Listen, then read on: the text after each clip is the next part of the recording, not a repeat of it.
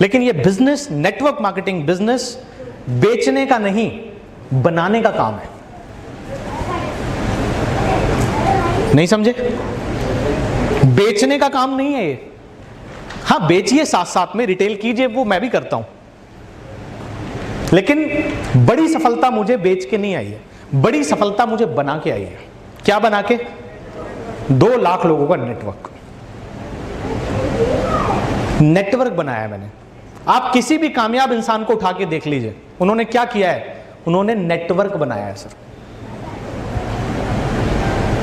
अगर आप नेटवर्क बनाने की कला सीख गए और नेटवर्क बनाने के लिए क्या क्या चीजें करनी है वो समझ गए, तो आपको इस बिजनेस में बड़ी सफलता पाने से कोई नहीं रोक सकता। अभी तक आपने ये समझा होगा कि सीखा होगा कि हमें लोगों को ज्वाइन कराना है, हमें लोगों को प्रोडक्ट रिकमेंड करने हैं। बहुत अच्छी बात है, बिल्कुल वो आपको आता भी होगा करना, वो आप कर भी रहे होगे। आप लोगों को प्लान दिखाते होगे, लोग आपके साथ जुड़ते भी होंगे, आपके साथ ज्वाइन भी हो जाते हैं। बट उसके बावजूद भी बहुत सारे लोगों का नेटवर्क बड़ा क्यों नहीं हो रहा? लोग तो लगातार जुड़ते हैं आपके साथ, लोग तो लगातार जुड़ रहे हैं आपके नेटवर्क में, ज्वाइन तो हो ही जाते हैं। क्या वेस्टीज में किसी को ज्वाइन कराना मुश्किल काम है? वेस्टीज में ज्वाइन कराना तो मुश्किल काम नहीं है, जोड़ना तो मुश्किल काम नहीं है। तो जोड़ना अगर मुश्किल काम नहीं है तो फिर भी बड़ा नेटवर्क लोगों का क्यों नहीं बन पाता? क्योंकि जोड़ना मुश्किल नहीं है, मल्टीप्लाई करना मुश्किल है। और आज मैं जो आपको बातें बताऊंगा वो मल्टीप्लाई करने वाली बातें बताऊंगा कि नेटवर्क्स मल्टीप्लाई कैसे होते हैं, बड़े कैसे बनते हैं। अब उससे पहले एक सवाल करूंगा आपसे।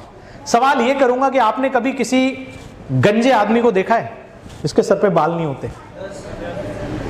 तो किसी आदमी का, किसी व्यक्ति का गंजे होने का कारण क्या होता है? क्या आप बता सकते हैं क्यों आदमी गंजा होता है? आई थिंक बालों के झड़ने से व्यक्ति गंजा होता है। अगर बालों के झड़ने से व्यक्ति गंजा होता तो मैं भी गंजा हो जाता फिर, और आप भी गंजे हो चुके होते, क्योंकि झड़ते तो आपके भी हैं बाल। लेकिन आप और हम गंजे क्यों नहीं हुए बाल झड़ने के बावजूद भी?